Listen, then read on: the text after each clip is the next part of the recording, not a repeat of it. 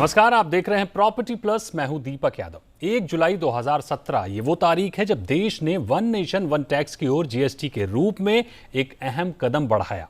जहां एक ओर सत्ताधारी दल ने इसे ऐतिहासिक बताया, तो वहीं दूसरी ओर जीएसटी को लेकर कड़े विरोध भी होते रहे। आज जीएसटी को लागू हुए 4 वर्ष पूरे हो चुके हैं और इन बीते 4 वर्षों में रियल एस्टेट सेक्टर के लिए जीएसटी ने राह आसान बनाई है या फिर दिक्कतें बढ़ी हैं, क्योंकि डेवलपर संगठन लगातार जीएसटी के नियमों, दरों को लेकर फेरबदल की मांग करते रहे हैं। सरकार ने भी वक्त वक्त पर बदलाव किए हैं, लेकिन आज अगर एक सवाल पूछा जाए कि रियल्टी सेक्टर के लिए क्या जीएसटी का स्ट्रक्चर, नियम या दर आदर्श रूप ले चुके हैं, तो शायद जवाब होगा नहीं, क्योंकि आज भी तमाम मसलों को लेकर जीएसटी में बदलाव की मांगें उठती रहती हैं। ऐसे में इन बीते 4 वर्षों में जीएसटी को लेकर डेवलपर्स क्या सोचते हैं, रियल्टी सेक्टर के जानकार क्या सोचते हैं, घर खरीदारों के लिए जीएसटी ने क्या कुछ बदला, अनऑर्गेनाइज्ड रियल एस्टेट सेक्टर को ऑर्गेनाइज्ड बनाने में जीएसटी ने कितना बड़ा योगदान दिया, इन बातों का विश्लेषण बहुत जरूरी है। लिहाजा आज के इस शो में हम इन्हीं सवालों का जवाब खोजने की कोशिश करेंगे। हमारे साथ कुछ गेस्ट भी मौजूद हैं, उनके अनुभव और थॉट्स के जरिए समझने की कोशिश करेंगे कि रियल्टी सेक्टर के लिए जीएसटी के बीते 4 साल कैसे रहे। तो हमारे साथ कुछ मेहमान हैं, उनका मैं आपसे परिचय करवा देता हूं। हमारे साथ हैं आदित्य कुशवाहा, सीईओ एक्सिस ई कॉर्प। हमारे साथ विकास वधावन हैं, ग्रुप सीएफओ हाउसिंग, मकान एंड proptiger.com। रवि सिन्हा हमारे साथ हैं, सीईओ ट्रैक टू रियल्टी। तो आप सभी मेहमानों का बहुत बहुत स्वागत है जी बिजनेस पर। तो सबसे पहले आदित्य जी, आपके पास ही आएंगे। जीएसटी के साथ 4 साल का सफर, इन 4 साल में पुराने सिस्टम के मुकाबले हालात कितने बदले हैं? जीएसटी के तमाम संगठन, फिर चाहे वो क्रेडाई हो, नरेटको हो, सभी ने अपनी अपनी मांगे रखी हैं। आपका अनुभव कैसा रहा इन बीते 4 वर्षों में? देखिए दीपक जी, जीएसटी के हिसाब से सिस्टम को यूज करना थोड़ा सा इजी है, बट कहीं ना कहीं जीएसटी की जो दरें हैं वो क्लाइंट के ऊपर बोझ लेके आ रही हैं और उसकी वजह से हमारे को बायर्स का जो कॉस्टिंग है वो ऊपर चली जा रही है। तो जीएसटी के दरों में सोल्यूशन होने की जरूरत काफी अच्छी तेजी से दिखाई दे रही है। और जो जीएसटी का मेथोलॉजी है वो पुराने सर्विस टैक्स की मेथोलॉजी से इजी है। तो फाइलिंग सारे जो सिस्टम है वो इजी हैं और उसकी वजह से हमारी अकाउंटिंग सिस्टम इजी बनी रहती है। बट दरों को लेके हमेशा कस्टमर्स जो है एक अपना संशय हमेशा व्यक्त करते रहते हैं कि भाई हमारे को इनकी वजह से जो है कॉस्ट कहीं ना कहीं ऊपर चली जाती है और हमारा प्राइसिंग जो है उसको कहीं ना कहीं हमें सब्सिडी देने की जरूरत महसूस होती रहती है जस्ट बिकॉज ऑफ जीएसटी। मेरा अगला सवाल विकास जी आपसे होगा। आप 3 बड़े ऑनलाइन प्रॉपर्टी प्लेटफॉर्म को देख रहे हैं। आप जाहिर है रियल्टी सेक्टर के आर्थिक हालात पर बारीक नजर रखते होंगे। ऐसे में आप जीएसटी के बीते 4 वर्षों को कैसे देखते हैं? हालात कितने बदले हैं पहले के टैक्सेशन में और अब? देखिए, जीएसटी एक काफी इम्पोर्टेंट टैक्स रिफॉर्म रहा है। अगर हम पिछले 4 साल पे नजर डालें या अगर हम उससे पहले नजर डालें, जीएसटी लाने की जरूरत क्यों पड़ी? क्योंकि हमारे देश में बहुत सारे अलग अलग तरह के टैक्सेस थे। तो उसमें क्या होता है कि जब आपके पास बहुत सारे अलग अलग तरह के टैक्सेस हैं जो आपस में एक दूसरे से बात नहीं करते, तो टैक्स लॉस होता है। जो आप अपने इनपुट पे टैक्स पे कर रहे हैं और जो आप अपने आउटपुट पे टैक्स पे कर रहे हैं, उनमें कहीं सिंक्रोनाइजेशन नहीं होता। तो उसका मूलभूत कारण ये था कि एक यूनिफाइड टैक्सेशन सिस्टम होना चाहिए। जैसे कि आपने बोला वन टैक्स वन नेशन, तो एक यूनिफाइड टैक्स सिस्टम होना चाहिए जिससे आपको आपके परचेजेस के ऊपर जो आप इनपुट टैक्स पे कर रहे हैं उसका आपको आपकी आउटपुट लायबिलिटी के अगेंस्ट सेट ऑफ मिल सके। इसका अगर हम रियल एस्टेट सेक्टर पे देखें तो पिछले 4 साल में जीएसटी काफी मैं बोलूंगा स्टेबलाइज हुआ है। शुरू में काफी कंफ्यूजन था, रिटर्न 3 महीने में भरना है, 1 महीने में भरना है, कौन सा रिटर्न भरना है, किस टाइम पे भरना है, प्लेटफॉर्म्स कैसे हैं, वो चीजें धीरे धीरे आके स्टेबलाइज हो गई है। टैक्सेस में भी, रेट्स में भी पहले रेट्स काफी ज्यादा रखे गए थे, उसमें कुछ रैशनलाइजेशन किया है सरकार ने। जैसे कि अगर आप देखें, अभी रिसेंटली सरकार ने जो अफोर्डेबल हाउसिंग है उस पर जीएसटी को 1% कर दिया है और जो नॉर्मल हाउसिंग है उस पर 5% कर दिया है। लेकिन उसमें एक बहुत बड़ा इम्पैक्ट है कि आपको इनपुट क्रेडिट नहीं मिलता है, तो आपका जो इनपुट कॉस्ट है वो उतना ही ज्यादा रहता है। अगर सरकार कहीं बैलेंस ढूंढे between low tax rate and input tax credit, तो वो मेरे हिसाब से कस्टमर के लिए काफी फायदेमंद साबित हो सकता है। रवि जी, आपके पास आएंगे। आपसे मेरा सवाल यह होगा कि सरकार अपने स्तर से जीएसटी को सबसे शानदार सिस्टम बताती आई है। दूसरी ओर रियल्टी सेक्टर के अलावा दूसरे तमाम सेक्टर से भी विरोध के स्वर लगातार बुलंद होते रहे हैं। आप निष्पक्ष तौर पर जीएसटी के बीते 4 वर्षों की समीक्षा कैसे कर रहे हैं? मैं पूरी तरह से जीएसटी को कंज्यूमर के पर्सपेक्टिव से जब देखता हूं तो मुझे ऐसा लगता है वन नेशन वन टैक्स का पूरा फिलॉसफी उसी दिन डिफीटेड हो गया था जिस दिन आपने जीएसटी के over and above stamp duty और रजिस्ट्रेशन चार्जेस रखा था। वन नेशन वन टैक्स का मतलब ये होता है कि कंज्यूमर एक पॉइंट पर टैक्स दे रहा है। आज हम 1% टैक्स दे रहे हो जीएसटी पे या 5% दे रहे हो, उसके बाद हम रजिस्ट्रेशन चार्जेस देते हैं, हम स्टैंप ड्यूटी देते हैं, तो हम अभी भी मल्टीपल टैक्सेशन के दौर से गुजर रहे हैं। जीएसटी एक वर्क इन प्रोग्रेस है और ये डिमांड इनिशियल स्टेज में उठी भी थी कि सारे टैक्सेस को बायर के लिए एक जगह कंसोलिडेट कर दिया जाए।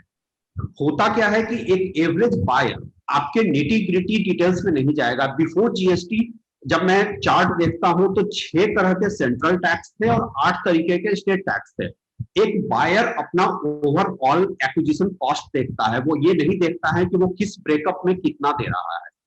पोस्ट जीएसटी पहली गलती ये हुई है कि हमने स्टैंप ड्यूटी और रजिस्ट्रेशन को उसके बाहर रखा है। दूसरी गलती ये हुई कि हमने जब इनपुट टैक्स क्रेडिट की बात की तो कहा यह गया कि इनपुट टैक्स क्रेडिट का बेनिफिट बायर को पास ऑन किया जाएगा।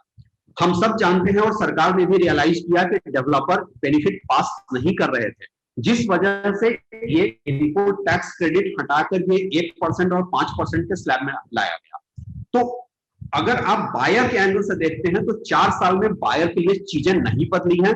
बायर आज भी एक्सप्लॉयटेटिव इकोसिस्टम में डील कर रहा है।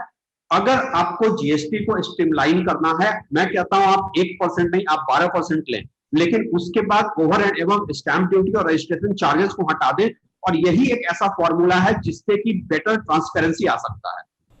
आदित्य जी, डेवलपर संगठन क्रेडाई ने एक सर्वे किया था, उसमें बताया गया कि रॉ मटेरियल में भारी जीएसटी के चलते अभी देश भर में 360 रुपए से 500 रुपए स्क्वायर फीट तक पर स्क्वायर फीट तक जीएसटी कॉस्ट आती है प्रोजेक्ट की।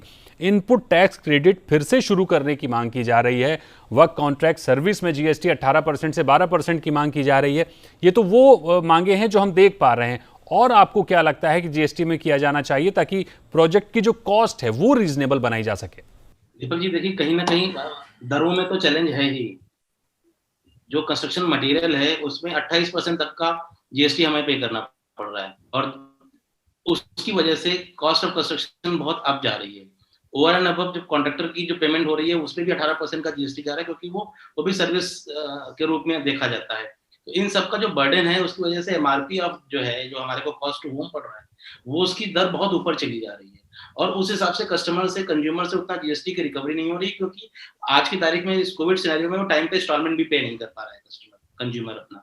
तो कहीं ना कहीं इसकी वजह से क्रेडाई ने कई बारी गवर्नमेंट को इन मुद्दों को जो है अपनी बात रखने की कोशिश करी है। गवर्नमेंट को मेरे हिसाब से डिसीजन ले लेना चाहिए, अच्छा जल्दी डिसीजन लेना चाहिए, क्योंकि अब देखिए ना ट्रांसपोर्टेशन कॉस्ट कितनी ज्यादा बढ़ गई है।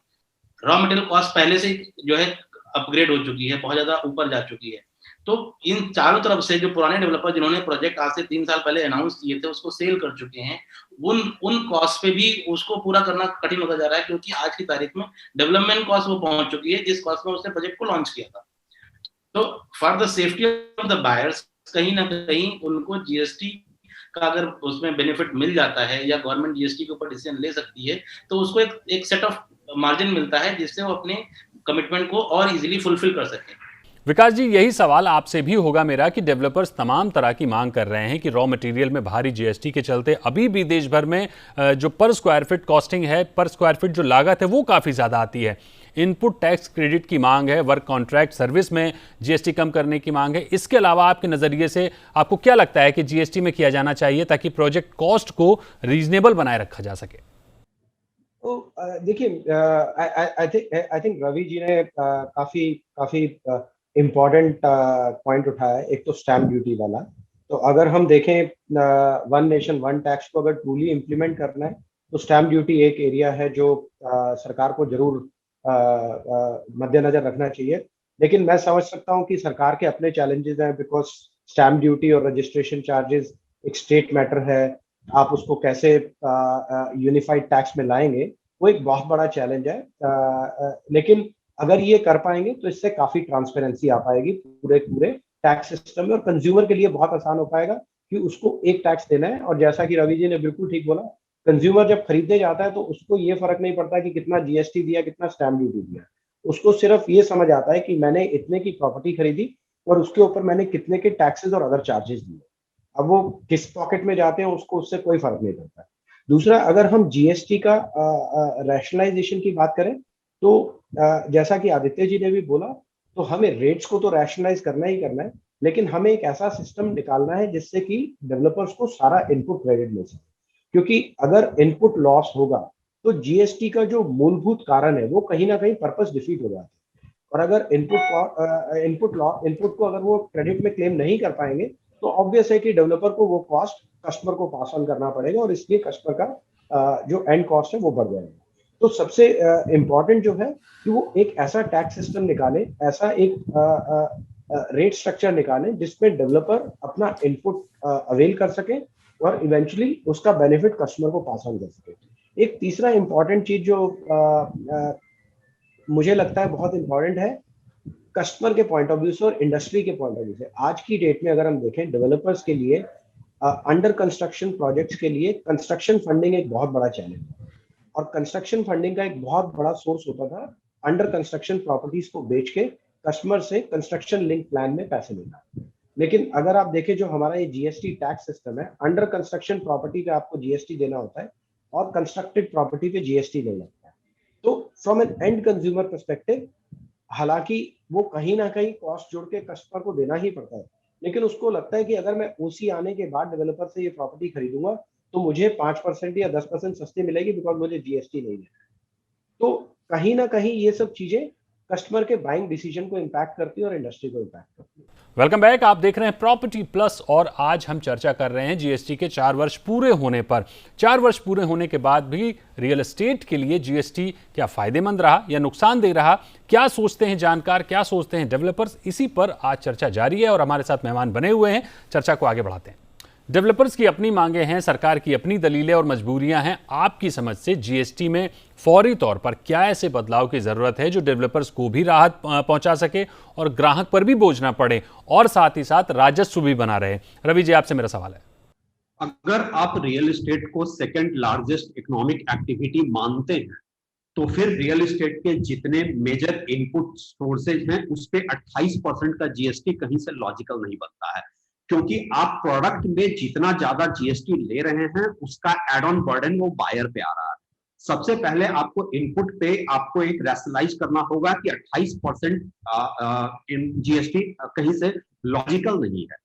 अब बात आई है, अभी जो विकास जी ने बहुत बढ़िया पॉइंट उठाया था कि बायर के लिए, और देखिए इंडस्ट्री को अगर सरवाइव करना है तो अंडर कंस्ट्रक्शन प्रॉपर्टी की सेल होनी होगी। सिर्फ रेडी टू मूव पे कितने डेवलपर्स हैं जो डिलीवर कर पाएंगे?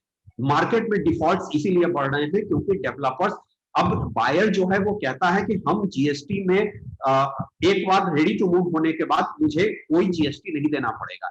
ये जो जीएसटी आप अंडर कंस्ट्रक्शन पे ले रहे हैं ये तब लॉजिकल था जब मार्केट में 10 से 15% ईयर ऑन ईयर एप्रिसिएशन हो रहा था।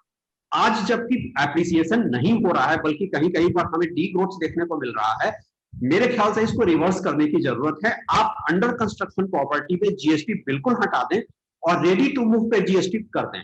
उससे क्या होगा कि एक बायर साइकोलॉजी होगी कि नहीं, हमारे को थोड़ा इंसेंटिव है अंडर कंस्ट्रक्शन खरीदने पे, क्योंकि अगर हर बायर ये सोचेगा कि मैं रेडी टू मूव प्रॉपर्टी खरीदूं तो आप बताइए कितने डेवलपर हैं जो सर्वाइव कर पाएंगे। और अगर जिस तरीके से ऑलरेडी मार्केट में 40% डेवलपर बाहर हो चुके हैं पिछले 3-4 सालों में, अगर ये ट्रेंड रहा तो फिर ये आपका जो सेकंड लार्जेस्ट एम्प्लॉयमेंट जनरेट हो रहा है रियल एस्टेट से, सेकंड लार्जेस्ट इकोनॉमिक एक्टिविटी है, अगर आप इसको स्लो डाउन कर रहे हैं आपके जीएसटी लॉजिकल नहीं होने की वजह से ये स्लो डाउन हो रहा है, तो इसका पूरा असर इंडियन इकोनॉमी पर पड़ रहा है। Aditya ji, input tax credit को दोबारा शुरू करने की जो बात की जा रही है, पहले तो ये सुविधा थी ही, बंद इसलिए हुई क्योंकि तमाम अनऑर्गेनाइज्ड प्लेयर्स ने आईटीसी का जो फायदा था वो ग्राहकों को दिया ही नहीं। ऐसे में अगर सरकार दोबारा से आईटीसी शुरू कर दे तो इस बात की गारंटी कैसे तय होगी कि बिल्डर ग्राहक को आईटीसी का फायदा देने लगेंगे? मॉनिटरिंग कैसे की जाएगी इसकी? जिस तरीके से अब सारा डिजिटलाइजेशन पे हमारा वर्किंग शिफ्ट कर चुका है, तो इसकी मॉनिटरिंग में कोई खास चैलेंजेस नहीं आएंगे। अब हम क्वार्टरली रिटर्न फाइल कर ही रहे हैं, उसके बेसिस पे हम क्लाइंट को हर क्वार्टर टू क्वार्टर अपडेट करने की प्रोविजन आ जाएंगे, और उसके प्रोविजन के बेसिस पे क्लाइंट के पास इन्फॉर्मेशन शेयर हो सकती है। इन्फॉर्मेशन शेयर करना बहुत बड़ा चैलेंज नहीं है इस डिजिटलाइजेशन के दौर में। अगर आप देखें ना, हमारी जितने भी डिस्कशन हुए हैं लास्ट टाइम, तो पिछले 1-1.5 साल में डिजिटल मीडिया में सेल्स बहुत बढ़ गई है डिजिटल मॉडल के जरिए। तो उसके बेसिस पे अगर हमें कुछ कस्टमर को कोई बेनिफिट पास करना है, ट्रांसपेरेंसी दिखानी है, तो डिजिटल मॉडल के जरिए इजीली दी जा सकती है।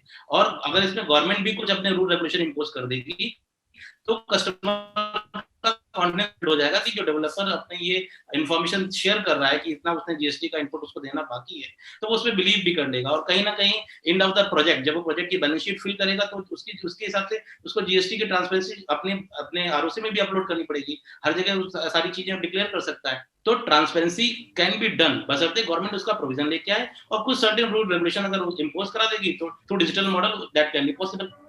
बट उससे लार्जर बेनिफिट मिल जाएगा क्लाइंटेल को।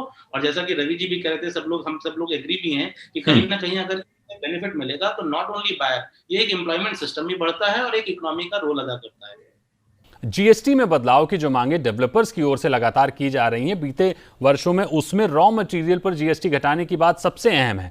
क्या बॉटलनेक इसलिए तो नहीं है क्योंकि रियल एस्टेट राज्यों का सब्जेक्ट है? विकास जी, आपसे सवाल है मेरा।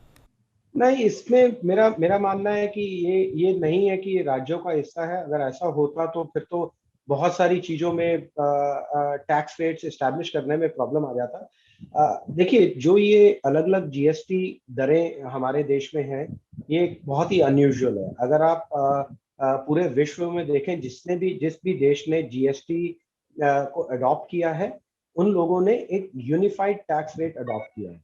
एक हमारे देश में है जहां पर जीएसटी और सरचार्ज वगैरह मिला के वो कहीं ना कहीं बहुत बड़ा एक रेंज स्टैब्लिश हो जाता है। 1%, 0% तो खैर नील टैक्स मान लेते हैं उसको, लेकिन 1% से लेकर वो 28%, और उसमें सरचार्ज डाल दें तो जैसे गाड़ियों पे करीब करीब 40-42% आप जीएसटी देते हैं।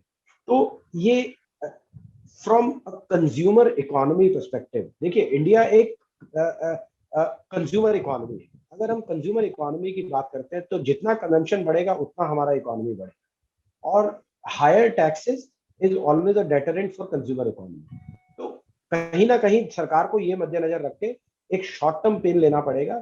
जब भी जीएसटी रेट कम किए जाएंगे तो सरकार के एक्सचेकर पे तो इम्पैक्ट आएगा, बट मेरा मानना ये है वो शॉर्ट टर्म इम्पैक्ट होगा, उससे कंजम्पशन बढ़ेगा और इवेंचुअली सरकार उससे ज्यादा टैक्सेस कलेक्ट कर पाएगी।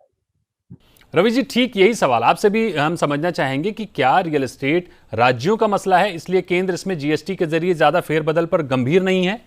देखिए, राज्यों का मसला है, इस वजह से नहीं हो पा रहा है ऐसा मैं नहीं मानता हूं, क्योंकि ये पूरा जो जीएसटी का फ्रेमवर्क है वो सेंटर और स्टेट के कोलैबोरेशन में है। स्टेट जीएसटी है, सेंट्रल जीएसटी है। मैं ये नहीं मानता हूं कि स्टेट का फ्रेमवर्क स्टेट सब्जेक्ट है, इस वजह से नहीं हो पा रहा है। सिर्फ प्रॉब्लम ये है कि जो सेगमेंट आपको रेवेन्यू देता है, और ये आमतौर पे देखा गया है पिछले कई सालों में, कि जो सेगमेंट आपको रेवेन्यू देता है आप उसको कैश काउ समझकर उससे मैक्सिमम एक्सट्रैक्ट करना चाहते हैं। आइडिया ये होना चाहिए कि आपका टैक्स का नेटवर्क कैसे बढ़े, आपका टैक्स कैसे ब्रॉड नेटवर्क में आए।